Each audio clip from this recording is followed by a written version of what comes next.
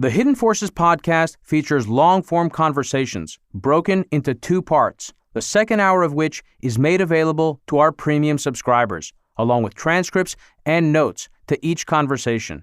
For more information about how to access the episode overtimes, transcripts, and rundowns, head over to patreon.com/Hidden Forces.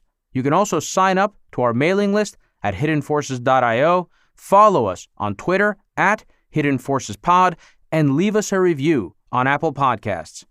And with that, please enjoy this week's episode.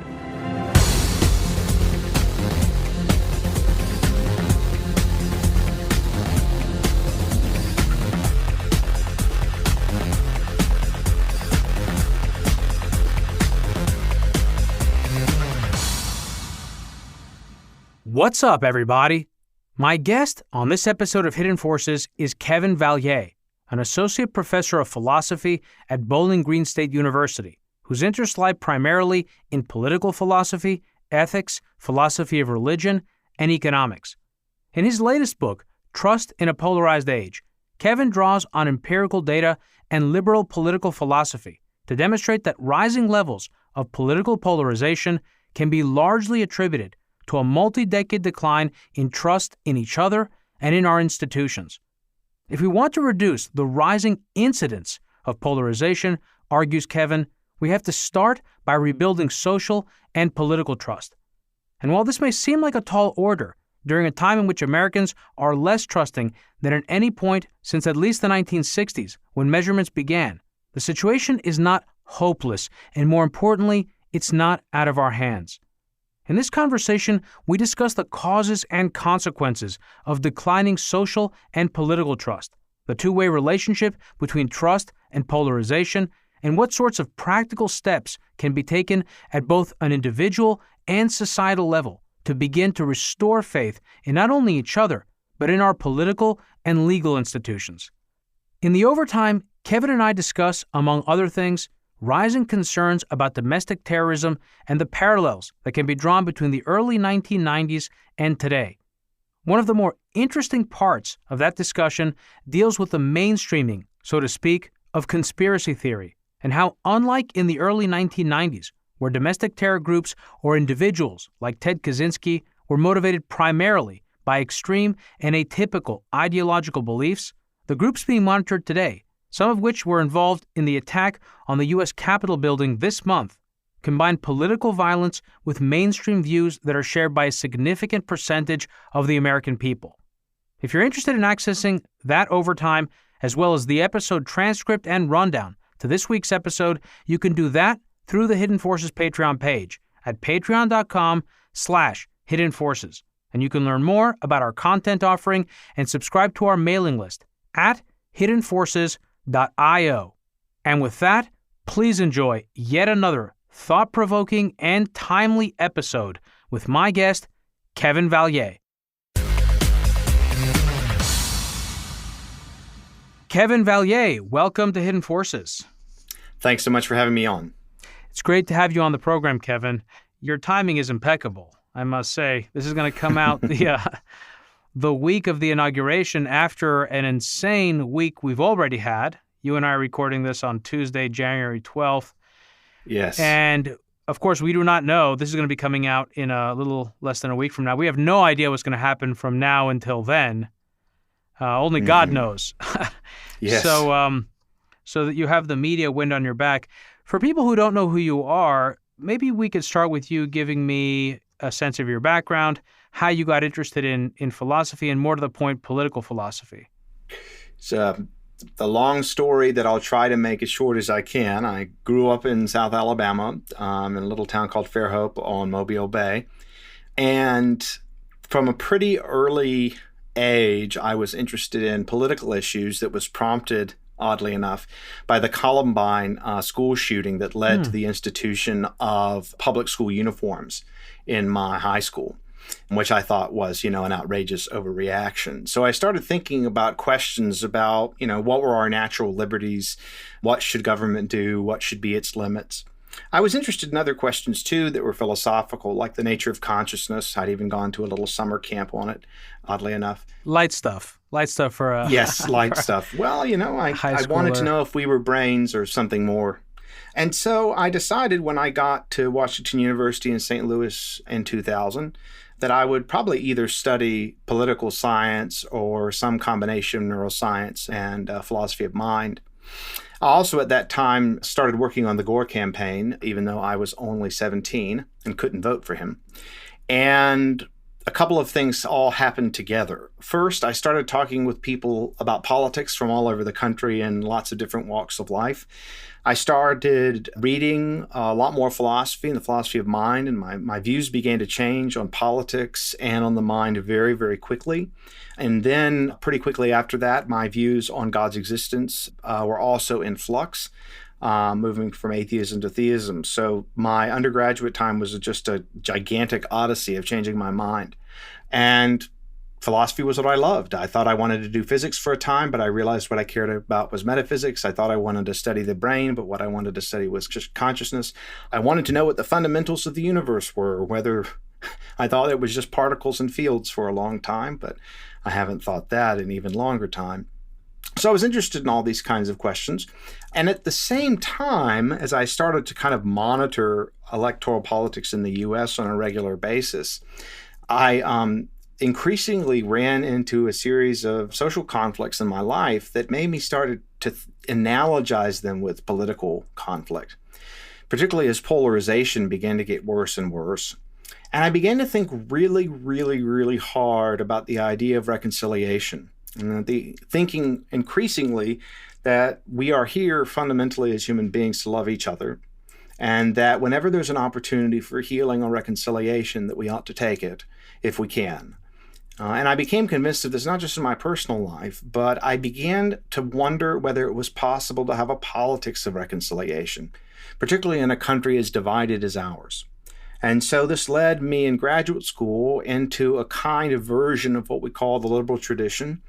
And I see one of the distinctive features of being a liberal is believing in the natural freedom and equality of persons, but also it oftentimes contains a commitment to some kind of neutrality or fairness between worldviews, where the state doesn't take a position on which religion is true or which ideology is correct. And I thought that was pretty necessary for people to be able to live together well despite their deep disagreements. This led me into the work of F.A. Hayek, John Rawls, and studying with my advisor, the late Gerald Gauss, and thinking through as carefully as I could what the possibilities for reconciliation in divided societies would be. And it occurred to me that there were several steps before reconciliation could occur, and one was reestablishing trust. And one of the things that struck me about trust was that political scientists and economists studied it. I'd come to a great admiration for interdisciplinary work in political philosophy, and I'd been trained that way as a graduate student. And so I started to look at the philosophy, politics, and economics, not only of personal trust, but of social trust, the faith that most people have that strangers will follow established norms, and also trust in government, or what I call political trust. So I thought to myself, well, it would be good to see whether the institutions of liberal societies, of open societies, could sustain social and political trust despite our deep disagreements, especially in the United States. So I began to study theories of polarization and trying to, in my own way, synthesize liberal political thought with empirical work on political polarization and then additional empirical work on social and political trust. And that's how the book was born. So I told you it was a long story made That's short, great. but it was a long story made actually, long. you set this up really well. And a lot of questions emerged out of that bio that I want to ask you about, one of which we'll probably save for the overtime, because I think this is a common thing that when you're younger, what draws a lot of people to philosophy are theory of mind type questions of consciousness. And we actually had, among others, Patrick Grimm on the program for an episode on philosophy of mind. And I'm trying to get Chalmers on. He's been perpetually out of touch. Extraordinary. Yeah, he's been promising to come on forever because he's apparently been writing a book forever. So we'll see how that goes. Eventually I get him on. So maybe we can discuss that in the overtime. But I guess... yes, we should actually. Make sure that we do, because I chased him in my own way. So we need a story. Great. So that'll be interesting. So, first of all, what is the distinction between social trust and political trust? So social trust is the trust that we have in most people in our society. It has nothing essentially to do with government at all. It's, do you trust people to, if you leave your phone in Starbucks, to return it to you? Do you trust people to do even fundamental things like not to run you over with their car or not to steal from you? Whereas political trust is trust in government to perform the functions that we normally expect it to perform. Most fundamentally, the provision of security and creating an environment of peace where people can engage in cooperation to provide for their most basic needs. On top of that, societies that are fairly wealthy have started to expect government to implement a certain kind of social justice between different groups, particularly historically marginalized groups. And I do think trust in government is also partly based on that. So there's different things we trust government to do, but we trust them to perform in certain kinds of ways. And we trust them to do it, I think, not just as a mere mechanism, but out of the sense that the people matter and that their interests matter. So social trust is for most people and strangers. It's not directed toward any particular goal, whereas political trust is trust that government will perform certain specific functions and that it do so out of some kind of concern for its citizens. So let's break these down. Let's start with social trust. What are the causes of social trust? Like, what do we know about the drivers? One of the most interesting things about studying social trust is how little we know about its causes. It's correlated with many wonderful things, like economic equality, to some degree with economic growth, with low corruption, both in the legal system and to some extent in the political system. So it looks like it could be caused by a lot of these things. But in fact, I've become gradually convinced with some Scandinavian economists I've been writing with. They have so much trust over there. They really want to know where they got it from. And they have gradually convinced me that social trust is almost always a cause. And so one of my next big projects is investigating how exactly it came from. You said it's a cause? It is almost always a cause and not an effect. But there are some things that can make it worse. We don't know that much about how to get it back when we've lost it. And we don't know that much about where it came from anyway, because we've only been measuring it in any countries besides the U.S. for 40 years and in the U.S. in any respect for 60. So we don't have good ways of inferring social trust levels from beyond those times. We don't have metrics. So it's just really hard to know. So some of social trust, I think, builds on the more intimate forms of trust that we learn when we're children. So we learn to trust our family. And then I think I believe this, my wife's a marriage and family therapist. We've been talking about this, about how we think early trauma can impact your ability to trust anybody. But we don't have data on that. But it's a hypothesis. So you grow up, hopefully, in a fairly safe environment that isn't too punctuated by family trauma or war or something along those lines. And also, one thought I have is that, that some people have, that you observe how your trusted family members interact with strangers.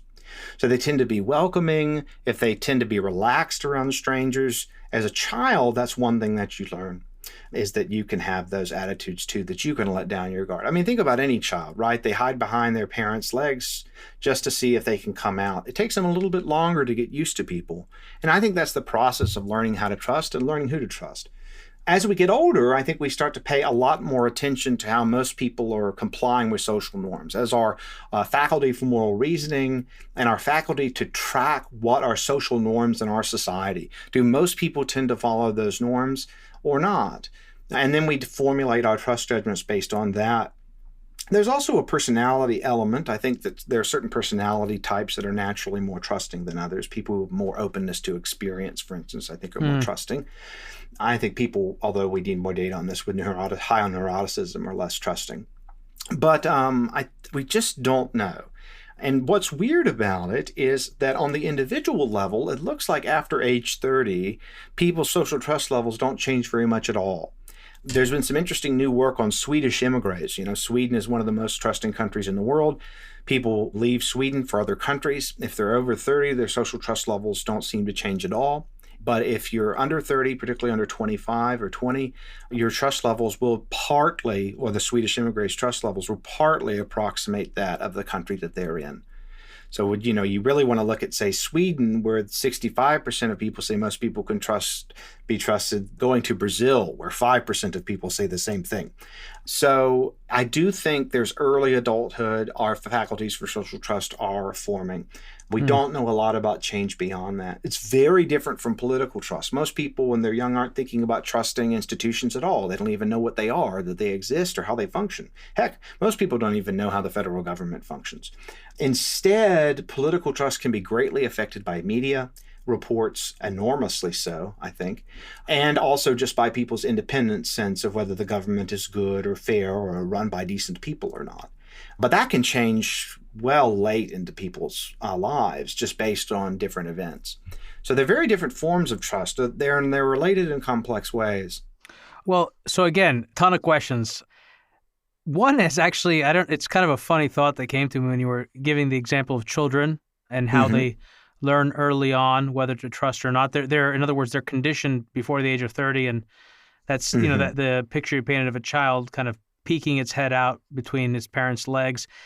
And it reminded me of this really funny comedy skit by Sebastian Maniscalco. Are you familiar with this guy? Sebastian? Not at all. It's like I think if you have to search for doorbell, Sebastian Maniscalco doorbell, and he has this. He talks about how when he was growing up, people used to come by. They didn't need to call ahead of the time. They'd come, bring the doorbell. Oh, come in, look who's here. Bring out the Sanka, bring out some cake. You want to sit down? And he goes to the extreme of what it is today. He's like, today you can't just come up to somebody's door and ring the doorbell. You have to call from the driveway. Yes. And so anyway, it's kind of an observation about how indeed we've become a less trusting society. And this obviously has impacted everything. I know you're familiar with the statistic that it's impacted polling. We did an episode recently with David Shore, who built Barack Obama's forecasting engine in 2012. Yeah. And he talks about this as well.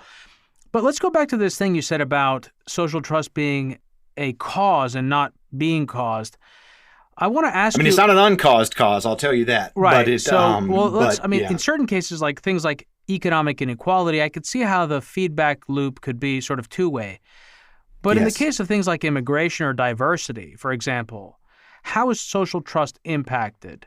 Because I think there are certain anecdotal cases that we see both here in the U.S. as well as in countries like, let's say, Germany, which have had huge inflows of immigrants, not only recently through Syria, but through Turkey over the years and other places, and other Nordic countries that have had a lot of Muslim immigration. How does diversity and immigration impact social trust? So this is really interesting because a lot of people do have the natural intuition that we're going to trust people that we're less familiar with. And I think to some extent that's true, but the data doesn't quite bear this out. It turns out that in sort of literature reviews on trust and ethnic diversity, that there's either no correlation between the two or a small negative one. But when you disaggregate different ways in which people encounter ethnic diversity, there's a lot of interesting things that happen. Geography matters enormously. So if you are, say, in a neighborhood that's multiracial, it doesn't seem to affect your trust level very much. You're used to it. If the ethnic diversity is very far-flung, you don't interact with the ethnic diversity, let's say, you don't encounter people of the other ethnicity, it doesn't seem to affect trust at all either. What really seems to matter is residential segregation. Particularly within, say, 75 meters or so. I'm not even kidding. Like, it's sort of like there's the Italian block and the Irish block, right? And they see each other and they don't really trust each other. So residential segregation, I think, is the main thing that is associated with lower social trust. Workplace diversity is different. If you're interacting at work, you're having to cooperate with people of different ethnicities in order to, do your job. I think that's very different. So I think the effect that ethnic diversity has on trust is highly contextual, but there are indeed environments in which ethnic diversity can hurt trust. But this just goes to the importance of trying to renew our efforts integration, particularly in housing with the discrimination against Black Americans with respect to mortgage lending and redlining. That's interesting. It makes me think that the real issue is stereotypes and stereotyping when you don't actually... If you actually get, indeed, in my experience as well, when you get to know people who you have only stereotyped up until that point in time, you actually can develop friendships and stereotypes break. And obviously, media narratives play a huge role. That's right. When you talk about disaggregating, I imagine if you'd be able to control for the slant and narratives that media push in different particular countries and how they stereotype different groups, you'd probably see a big difference. Well, this is very interesting. I have a kind of meta of reflection on this. I wrote a piece for the Wall Street Journal on declining social trust, and I got a lot of mail about it. A man sent me a nice cutout of the print edition, which I didn't have, and this beautiful looking handwritten note. And what he told me was that low social trust was the fault of the Black community. I'm sorry to interrupt. I just got to say this. This happens to me too sometimes, where I get fan mail from someone who's really nice and who's like being complimentary, and then hits me up with some really hardcore racist or bigoted view. Know. And it's like, how do I respond to this? Like, I want to like this guy, but I obviously totally disagree with you and I'm horrified by your view. Yes, this is precisely what happened to me. Now, the interesting thing is that something closer to the reverse is true. About 17% of Black Americans feel that they can trust most people, and 46% of whites. And in fact, low social trust among the Black community is a very severe problem at this very moment, because there's a great deal of vaccine refusal going on right now, particularly among Black American first responders, in part because, and they're citing this to medical professionals, they're citing the Tuskegee experiments. They're worried that there's literal poison in the vaccines. And it's not your standard anti-vax thing, right? It's not big pharma, right? It's that actually people have literally experimented on us, and I'm not entirely sure that things are okay. So the Black community suffers from low trust that is in many ways warranted, but actually makes them worse off at the same time. It's a real tragedy. But, the white community is fairly trusting, although I think there is some masking of lower trust attitudes. It makes sense. Also, it reminds me of, we did this other episode on active measures and disinformation, the history of disinformation with Thomas Rid. I can't remember the episode number, but one of the ways in which these measures actually activate is they exploit existing fissures of trust in society. And one great example was the AIDS crisis and how the Soviets circulated false claims about the virus, created by the U.S. government in order to kill off the gay population in the United States. So it's a perfect example. But, I want to actually drill in more to some of these other potential, again, feedback mechanisms, because you talk about them in the book. One of them is economic inequality. Yes, very interesting story here. Another is corruption. I've highlighted a few of them. I mean, I don't know if I have them all here. Another one is very interesting, communist societies. Also, monarchy. Fascinating, because I've been watching The Crown, so I have me too. A new appreciation for the value of the institution. And also, we talked about it earlier, but we'll go back to it because I do want to ask you the political implications of this, of early trust experiences, because I often, and the audience probably tires of listening to it, refer to my experience in college living through the 9/11 attacks and the invasion of Iraq and the subsequent consequences of it. That was my college. There you go. And the 2008 financial crisis, and how those two events, dramatically impact my trust level and my trust of government. But let's start with economic inequality. What is the feedback mechanism here? And can, for example, simple redistribution mechanisms help to alleviate issues of trust in society? There's so much to say on this topic, and I have a non-standard view, which is one reason that I need to say a little bit more. The standard view goes like this. People detect more economic inequality. They're able to roughly track it. The more they see, the less fair they feel their society as a whole is. And so they come to trust society less. And the more differences there are between people, the more distrust. That's the hypothesis about how social trust or how economic inequality leads to less trust. However, these are the same people who don't think ethnic diversity leads to distrust. And I think there's a tension there, because if fear of difference lowers trust levels in one context, it would be weird if it didn't in the other. So my sense is that I bet in economic inequality that's local, like if your neighbors are a lot richer than you, that becomes extremely salient. But if you just know abstractly that there are some very rich people and you don't really interact with them much, I don't think it's going to have that much of an effect. And the two economists I've worked with on this, Christian Bjornskov and Andreas Berg, have done some really innovative work on this, where they've been able to show pretty persuasively that it's social trust that causes more economic equality, because more trusting populaces demand more redistribution. And one of the reasons for this is they're more likely to trust the recipients of the transfers.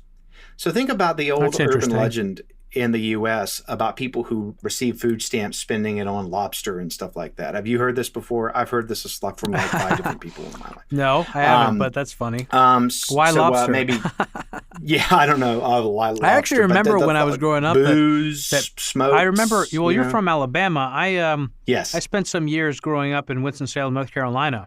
So I do remember, I don't know if it was there, but I do remember people would go to Red Lobster, and that was like a big thing. And like lobster was like a really expensive dish back then. It doesn't seem to be today. Anyway, I interrupted, but that was a funny observation. Yeah, well, I mean, the thought is that a lot of our redistribution also is racially coded, right? So it tends to be, the thought is Black Americans that are the recipients of welfare. Welfare state was pretty popular among Southern Democrats, and they went out of their way to make sure it only went to whites.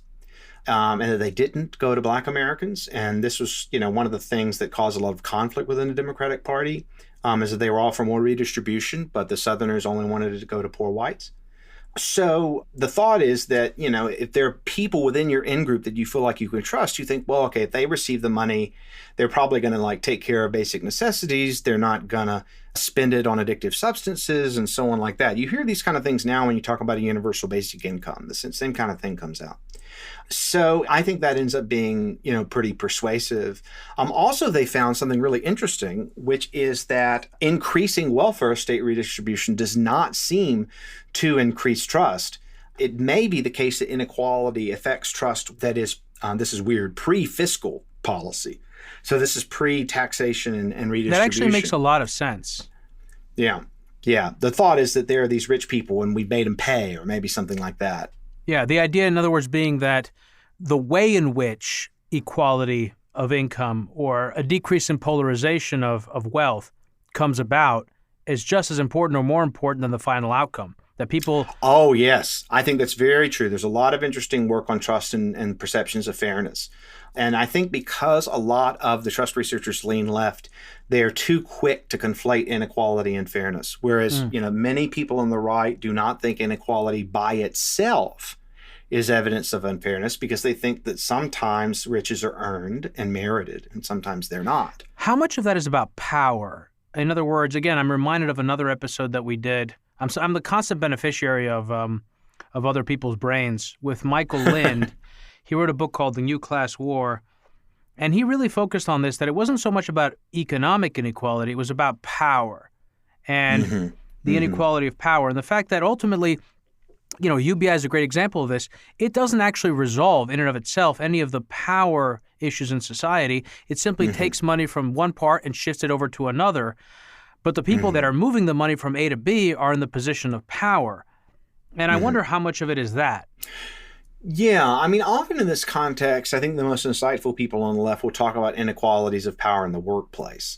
But inequalities of power in government, I think a lot of people don't see the power in the redistribution. For instance, when we think about Social Security, nobody's thinking about powerful overlords engaged in redistribution when it comes to that. We just kind of don't really think about the Social Security office, even though it engages in a massive amount of redistribution. Yeah. But it's partly because I think most people think of Social Security as a pension when it isn't actually that. If only it were. It's a pyramid scheme. Yes, exactly. Yeah, but that somehow seems to keep going. Yeah. And it's backed up by the full faith and credit of the U.S. Treasury. So that's another trust issue, isn't it? So. Yeah, the economic inequality connection is there. Social trust levels are highly correlated with Gini coefficients, the main measure of economic inequality. But people are actually really bad at estimating inequality levels in their society. So the idea that they're able to track it is, I think, not very plausible.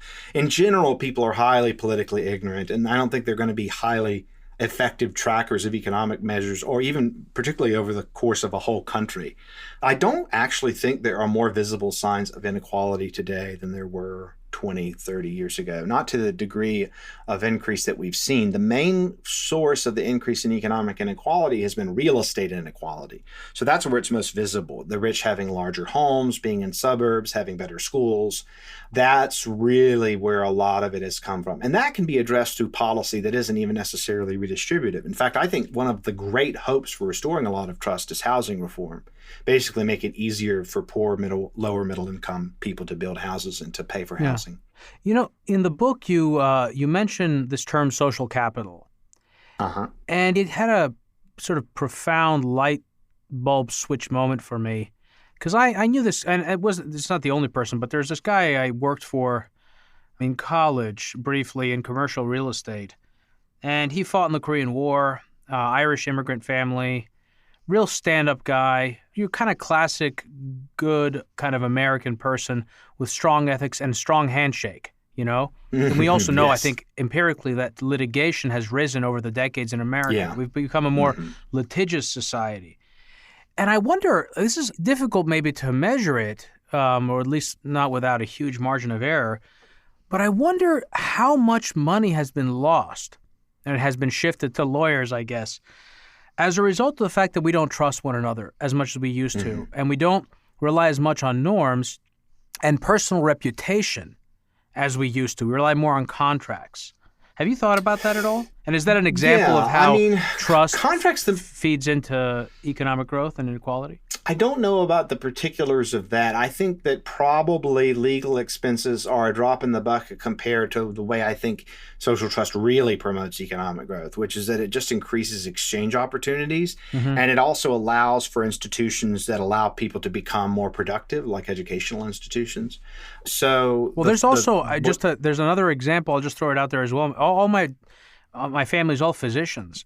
Over the years, they've changed how they practice medicine because of how litigious it is. Now, perhaps some of that is, for the best, but I know from their experiences that a lot of it is not for the best of the patient. No. And that's another way. No. So it's interesting to think about that. Malpractice stuff becomes enormously wasteful very quickly. I just mean if you stacked it up. I mean, one of the big things that's the problem with the economy right now isn't so much lockdowns. It's turned out that's a small proportion, not a very small proportion, but a small proportion of the economic harm. The big economic harm is people just aren't trading as much. They're just not buying and selling as much. And all those billions of transactions just add up very quickly. So I think that you're right that there's a lot of waste and economic inefficiency. I just think the lion's share of the cost from lower trust is just billions fewer transactions that make each other better off. What about corruption in society?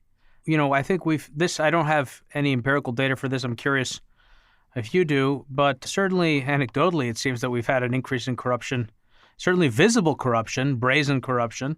This has certainly, I think, impacted political trust. And one way in which perhaps we've seen that is the fact that, how many thousands of people stormed the Capitol recently. Yeah, so the corruption that seems to really, really matter is corruption in law enforcement or in the judicial system. If you see someone take a bribe in a society where that's not a norm, there are some societies where bribing police officers is so regular it's not even considered corruption, in part for very complicated reasons, like that they'll allow a business to continue functioning, whereas if you have to go and get a license, it costs like thousands of dollars. Institutionalized racketeering. Yes. So, but in many cases, there are some societies that's not even seen as corrupt. But in many societies, it is, because it's seen as subverting the rules on behalf of your particular group at the expense of everybody else and directly interfering and violating fairness norms. So I think, probably we'll see some social trust decline a bit because of the greater attention to police tactics and the militarization of the police, which has made them less clearly community members, right? And more of an alien force, and using greater violence in some respects, although really the big effect will be more attention to the use of that violence, the more attention to it. That's a great example, because we've been living in an increasingly hyper-militarized police state where the batons, the armor, the vehicles, the sirens, everything has exploded in size and scope. Yes, and that, I think, alienates the police on the community. One thing I really want to see is I'm going to see a demilitarization of the police coupled with an expansion of the number of police officers. Minority neighborhoods, they don't want the police to go away. They want the police to be present. They just don't want the police to beat them up and choke them and kill them. Yeah. Right. So, what we need, I think, are more but less violent police officers. We don't need the carotid holds to decrease crime rates. There's just a lot of really extreme tactics that are totally unnecessary. We've prosecuted our own drug war in an especially ruthless fashion that has made things much, much worse. I think we are starting to move away from that. So I think that will help. But, in many respects, I think that you see corruption, you find out a cop is on the take, you find out a judge is on the take. That seems to hurt because I think people see policemen and judges as they're supposed to be exemplary community members. And so I think you tend to think less of your community if the police and the judges, the best people, are corrupt. Also, they don't enforce the rules between the bad people against the bad people, which means it's much harder to trust most people because, you could be the victim of crime. So I think there's a lot of mechanisms there. Yeah. But I also think that certain kinds of political corruption can be bad insofar as the political officials are seen as representative of the community. So my guess, and I haven't seen data on this, is that local political corruption is probably worse for social trust, whereas the corruption of the president, as we've seen, is probably worse for trust in the government. And why is that? That seems initially counterintuitive to me. Well, so I think a lot of people can, to some extent, separate out the fact that the president being elected per se by another party isn't really on them and doesn't necessarily represent everybody, particularly in an age of polarization. So people aren't going to trust most people less because Trump is bad. Maybe. I mean, I'm actually a little worried that that's false for reasons we can discuss because of his supporters. So he's seen as a proxy for them. And because there's so many of them, I think we may have less social trust because of that, but we'll see. Because of what? I didn't follow entirely. We would have less social trust because of what? Because he has so many supporters. So most people say, can you trust most people? Well, there are millions of Trump supporters out there, so I don't know. But that people who voted for Donald Trump would trust each other more? Maybe. What I'm thinking of something else. I'm thinking of, say, people who didn't vote for Trump trusting Trump supporters less because they're willing to go along with anything Trump does or says. But that, indeed. And that also goes the other direction as well. I think so. Yeah. So I actually argue in the Wall Street Journal piece that I think that because economic inequality doesn't explain falling trust and because corruption hasn't changed that much in the United States, the official measures, and because... But are those accurate, those official measures? Yeah, I think so. But at least as far as I know, like the World Bank has like a corruption... There's a number of different corruption indices that all seem to be from reputable places. But the government has involved itself more in the private sector today than at any point in my lifetime. Mm-hmm. Right? All these Federal Reserve liquidity facilities and government fiscal spending programs are huge opportunities for pork. I use that term loosely. But we got rid of earmarks at the same time, which I actually think was a mistake. But there's been forces moving in either direction, and it's hard to measure rent. And we have Citizens United too, which passed in 2010. That's probably affected things on the left, on the perceptions of things. I don't think it actually has mattered that much for outcomes because the big money tends to cancel itself out, I think. Interesting. I mean, note how the big money was on Biden's side. How much do we hear about it this cycle? Yeah. Well, that's because the media is primarily progressive. Well, yes, but I think it probably didn't have any big effect on the outcome, and I think that a lot of people are less sensitive. Well, how much of that is because people have become tribal and polarized? Okay, so this is where, I think that things really matter, and I really talk about in the book about how polarization and social distrust feed one another. We have the data sets that are out there, and hopefully one of your listeners will hear this and want to help me put the data together because I put out feelers with lots of different organizations, and I can't find some smart young person that wants to co-author with me about this because I can't run the regression software. I just don't know how to do it as a philosopher. So calling any listeners who want to help me work through the social trust and polarization databases and put them together for the first time. So, but here's the hypothesis that I think there's evidence for, but we can get much more robust evidence very quickly, but whether we have some good evidence for, which is first, that lower social trust is causing more polarization, and second, that more polarization is causing more social or less social trust. So we can examine both ends of that that cycle. So lower social trust, I think, leads, well, first off, let me back up and try to say a little bit about what political polarization even is. It's actually 4 different phenomena that get jammed together. So first, let's distinguish between people changing their minds and sorting. So polarization is when people change their positions to end up further apart. Sorting is when you just spend more time with people that already agree with you. And then there's polarization or sorting that can occur by issue or by emotions. So you could have issue-based polarization where people are further apart on the issues, or you can have affective polarization where people hate each other more. More affective sorting where people are spending less time with people they hate and more time with people in their tribe. So are we seeing affective polarization and sorting? Yes. Some people are right to say, well, we don't disagree that much more on the issues. I think we've moved further apart on some issues, but the lion's share of it is affective polarization and affective sorting. So, things like the number of people who don't want their kids to marry someone of the other party is where opposition to interracial dating was 50 years ago. Wild. So, Look Who's Coming to Dinner. Yes. They should make a remake of Look Who's Coming to Dinner where a Republican brings home a Democrat or vice versa. Yeah. No, I think that's right.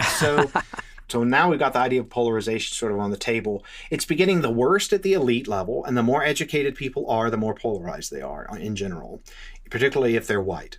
Because Black Americans, it's different because they tend to be very socially conservative and economically liberal, so they don't really fit the standard spectrum very, very well. It's one of the reasons there's less division within the Black community. As far as I know in politics, yes, there's more agreement, but they also have unusual views because they're socially conservative and economically liberal. And that's why they tend to be moderate Democrats, and in my view, tend to have pretty good sense for who to nominate. Because they approach politics as less ideologically. Exactly, right. Yeah, and more transactionally, which I think is actually a better mindset overall, despite being a philosopher. Totally. It's less of a sport for them. Well, this is another reason why the Democratic Party is much less crazy than the Republican Party, because it's a coalition of people with lots of differences and lots of respects. Different cultures. Whereas in the Republican Party, you can get extreme polarization and tribal thinking that I think can take over much easier. Now, among elite progressives, there's a lot of tribalism too. So white progressives, I think, can be as bad as white conservatives. So I think of polarization as primarily a white phenomenon.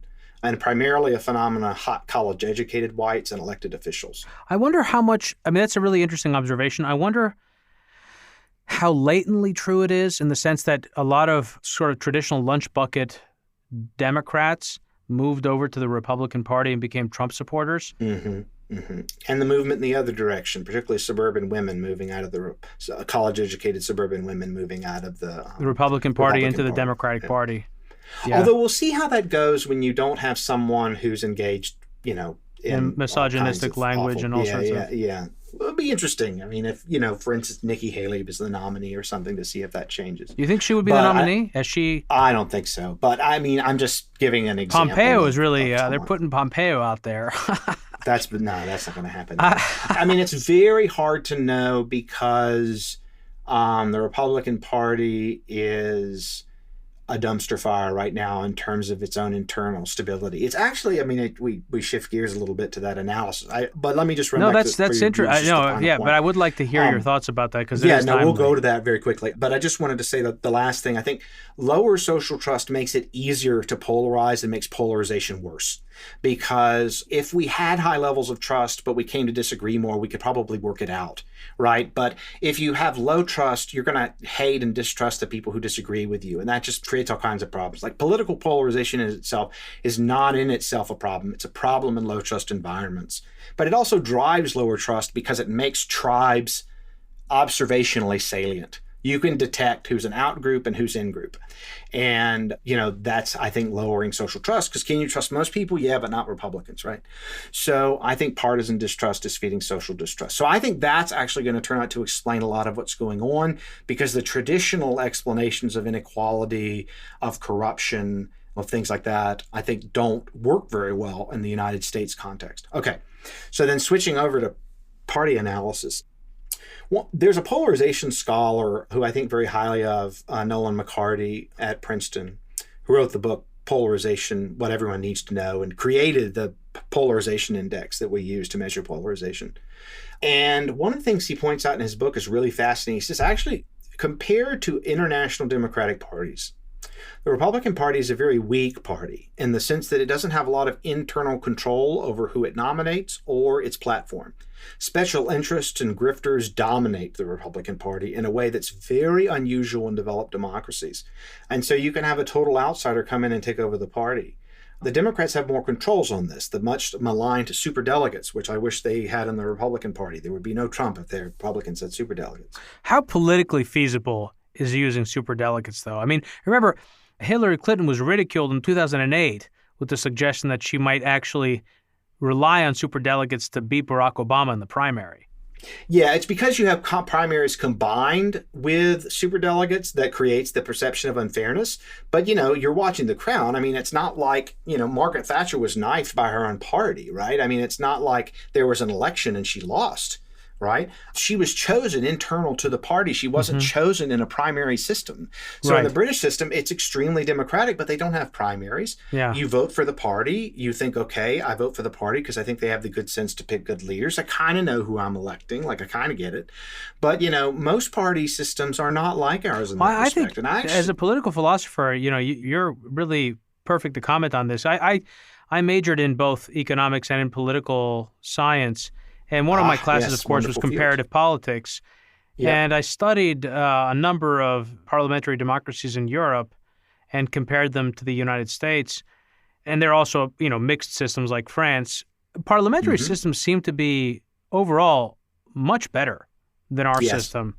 Yes, that's widely agreed upon among political scientists. You can actually get stuff done. You don't get stuck in these prolonged periods of gridlock. Yes. Of course, the American system was designed in part to do that, right? Because you didn't. Legislation was seen as potentially evil. Well, yeah. I mean, but the idea was to lengthen the amount of time we were thinking it over, not to make sure we made. I mean, yes, it was also to make legislation harder, but it was to make it wiser, and a lot of that just didn't kind of pan out. But now when U.S. officials make recommendations to do democracies, they recommend parliamentary systems. And because we have this kind of excessive reverence for the Constitution, which was an amazing thing for its time, but the founders didn't intend for us to have it forever. They thought we'd be able to improve upon it. I mean, they were trying to improve on the British Constitution. So I think they would have thought if the country made it this long that we'd have a different constitution. And in some ways we do without it having literally changed. But yeah, the presidential democracies aren't as good. Another cool thing about parliamentary democracies is the parties often have to go into coalition with one another in a public way. And we just don't have anything like that, right? It's just one side gets all the cabinet officials. Right. It gives you a more the fact that there's actually room for a viable Green Party in a parliamentary democracy allows for a greater diversity of political opinions to have legitimate voice.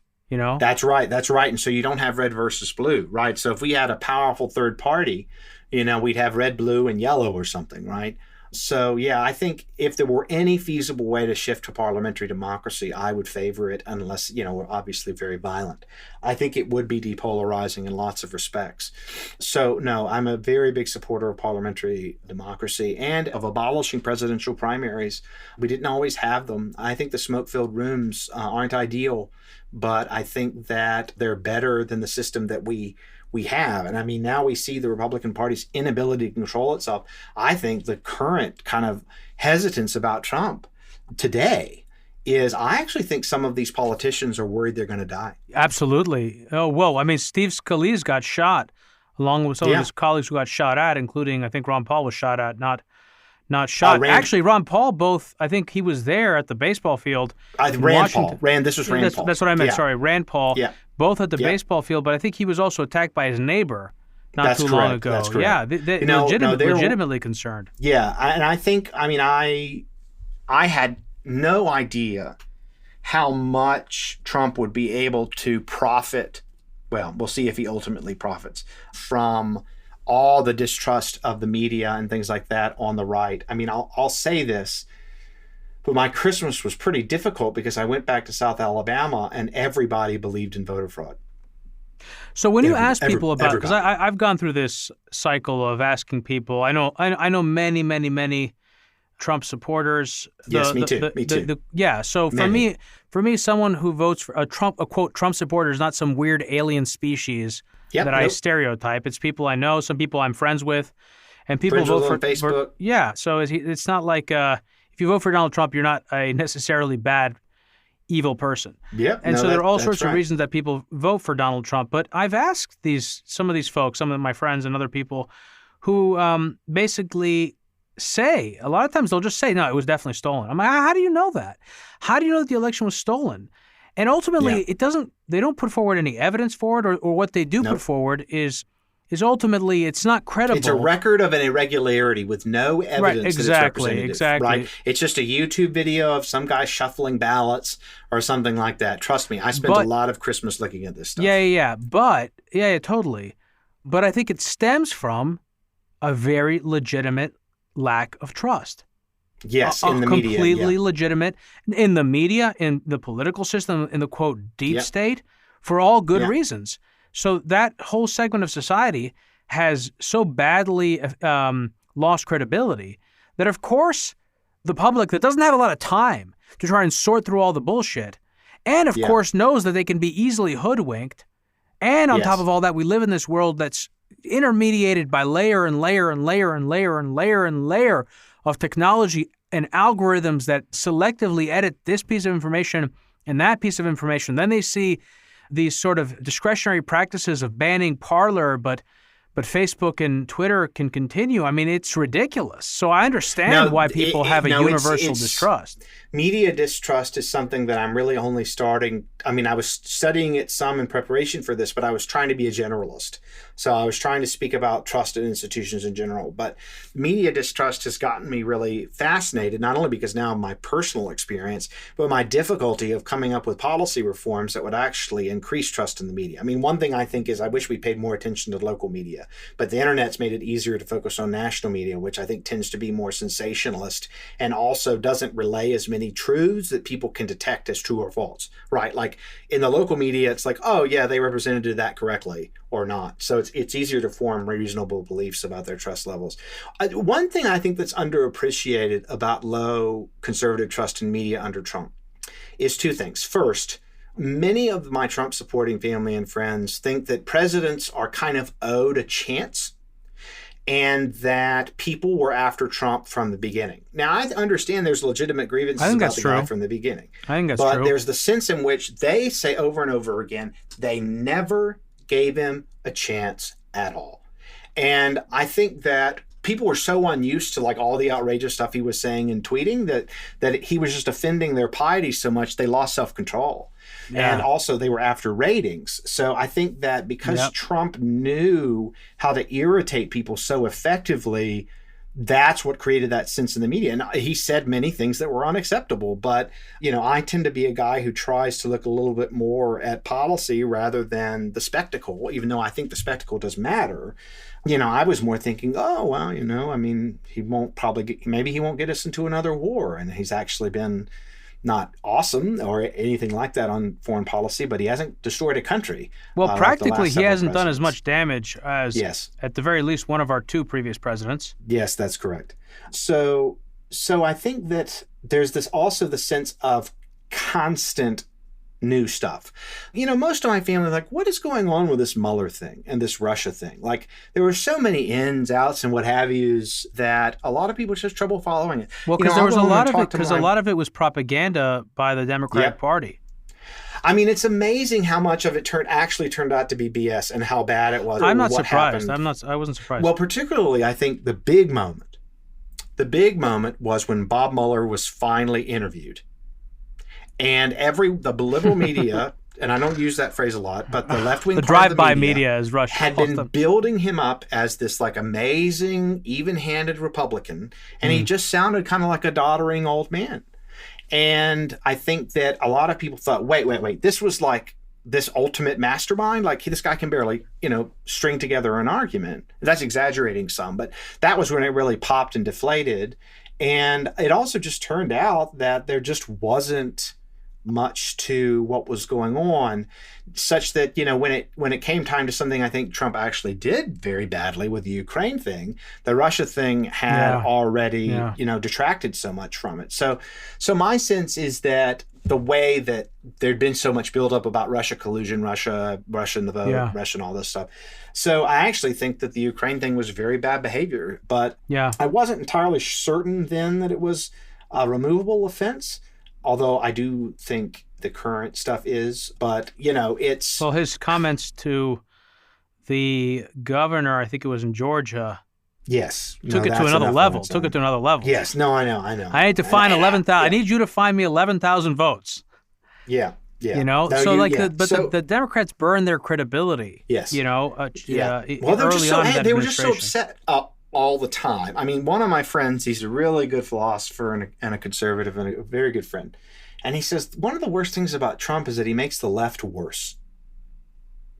And it's weird because it's weird to blame him for that, right? Because, it's partly their responsibility. But, it's an effect of his being president, even if it's not his responsibility, that most people on the left are freaked out and angry and miserable most of the time when they follow politics closely, which many on the left do, I think more than people on the right on the whole. Totally. And because they're more invested in it. So a lot of people on the right are just in church a lot instead of It's also interesting how qualitatively the right-wing media really drums, well, they both do, I guess, in different ways. They drum the fear index in people, but they do it in different ways, Mm-hmm, mm-hmm. Mm-hmm. Yeah, the worry, I've been developing a lower opinion of the right-wing media circuit over time because of this book I read, Network Propaganda. I think the biggest problem is there's too few right-wing media outlets.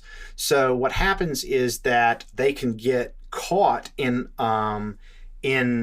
sort of very obviously false information much more easily. Whereas on the left, there's, NPR can poke holes in MSNBC something or other in a kind of subtle way, right? There's a lot more levels of left-wing media and types of left-wing media that you can trust to varying extents. Mm-hmm. And so, Well, Leslie Stahl recently interviewed for 60 Minutes Nancy Pelosi. I don't know if you saw that interview. No, I did not. It was fantastic. It reminded me of, did you see the Wolf Blitzer interview of Nancy Pelosi from a month ago or something?